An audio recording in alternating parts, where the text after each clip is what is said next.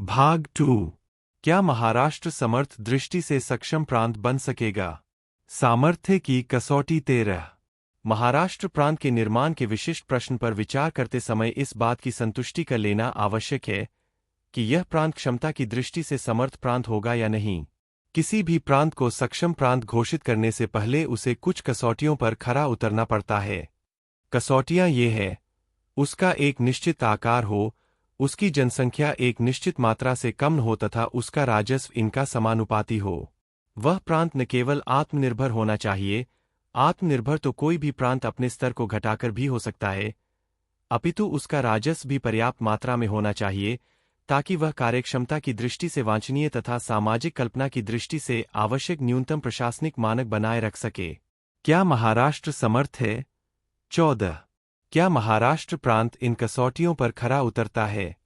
भाषाई आधार पर बने महाराष्ट्र प्रांत के आकार और उसकी जनसंख्या से संबंधित आंकड़े अगले पृष्ठ पर दिए जा रहे हैं। महाराष्ट्र का क्षेत्रफल और उसकी जनसंख्या 15। अगले पृष्ठ पर दी गई सारणी में महाराष्ट्र प्रांत संबंधी जो आंकड़े दिए गए हैं वे उसके दो रूपों से संबंधित हैं, 1 संक्षिप्त रूप और 2 विस्तृत रूप। विस्तृत रूप से तात्पर्य यह है कि यदि सभी मराठी भाषी क्षेत्रों को मिलाकर एक प्रांत बना दिया जाए तब तो महाराष्ट्र का कुल क्षेत्रफल 1,33,466 वर्ग मील हो जाएगा और तब उसकी कुल जनसंख्या होगी 2,15,85,700। संक्षिप्त रूप से तात्पर्य यह है कि एक क्षण के लिए मान लो अन्य राज्यों के मराठी भाषियों की जनसंख्या और उनके क्षेत्रफल को छोड़ दिया जाए, तब भी प्रस्तावित महाराष्ट्र प्रांत का क्षेत्रफल 84,151 वर्ग मील होगा और उसकी जनसंख्या 1,54,33,400 होगी।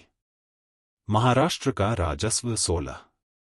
महाराष्ट्र प्रांत के राजस्व के बारे में यह अनुमान लगाया गया है कि कराधान की वर्तमान दरों को ध्यान में रखते हुए संक्षिप्त महाराष्ट्र प्रांत का कुल वार्षिक राजस्व लगभग 25,61,51,000 रुपये होगा। महाराष्ट्र के अन्य प्रांतों से तुलना 17। अमुक आकार वाला, अमुक जनसंख्या वाला और अमुक राजस्व वाला प्रांत सक्षम माना जा सकता है या नहीं, यह जानने के लिए उसकी तुलना कुछ राज्यों से की जा सकती है। इसके लिए मैं नीचे आकार और जनसंख्या की दृष्टि से संयुक्त राज्य अमेरिका के पहले अर्थात सबसे बड़े और 47वें अर्थात सबसे छोटे राज्य के आंकड़े प्रस्तुत कर रहा हूं।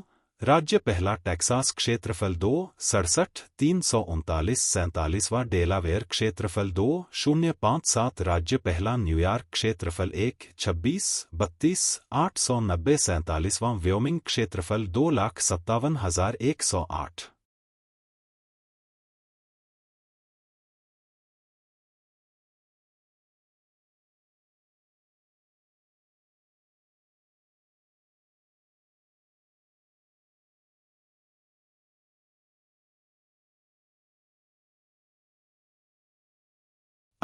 ऊपर दिए गए आंकड़ों से महाराष्ट्र, चाहे उसके संक्षिप्त रूप से तुलना करें चाहे विस्तृत रूप से, की तुलना करने पर स्पष्ट हो जाता है कि महाराष्ट्र प्रांत संयुक्त राज्य अमेरिका के क्षेत्रफल की दृष्टि से सबसे छोटे राज्य की तुलना में कई गुना बड़ा ठहरता है। इसी तरह संयुक्त राज्य अमेरिका के ही जनसंख्या की दृष्टि से सबसे बड़े राज्य न्यूयॉर्क से तुलना करने पर भी वह बहुत बड़ा होगा।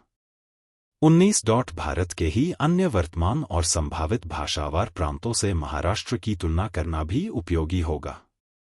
क्षेत्रफल, जनसंख्या और राजस्व की दृष्टि से उनकी स्थिति इस प्रकार है। Please refer table.